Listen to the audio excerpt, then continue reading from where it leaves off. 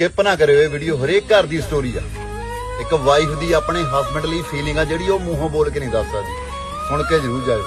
ਕਹਿੰਦੀ ਜੇ ਪੈਸੇ ਨਾਲ ਸਕੂਨ ਮਿਲਦਾ ਹੁੰਦਾ ਕਦੋਂ ਦੀ ਬਾਜ਼ਾਰੋਂ ਖਰੀਦ ਲੈਂਦੀ, ਆਹ ਖੁਸ਼ੀਆਂ ਚਾਹ ਸੁਪਨੇ ਵਾਲਾ ਬਾਗ ਕਦੋਂ ਦੀ ਘਰੇ ਬੀਜ ਲੈਂਦੀ।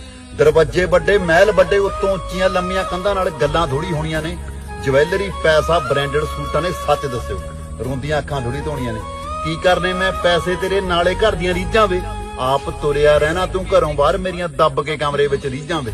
12 ਵੱਜ ਜਾਂਦੇ ਮਹਿਫਲਾਂ 'ਚ ਮੈਂ ਤੈਨੂੰ ਘਰੇ ਉਡੀਕਦੀ ਰਹਿਣੀ ਆ, ਹੋਰ ਕੀ ਮੰਗ ਲਿਆ ਤੇਰੇ ਤੋਂ, ਕੁਝ ਪਲ ਬਹਿ ਜਾ ਕੋਲ ਮੇਰੇ, ਇਹੀ ਤਾਂ ਨਿੱਤ ਤੈਨੂੰ ਕਹਿਣੀ ਆ।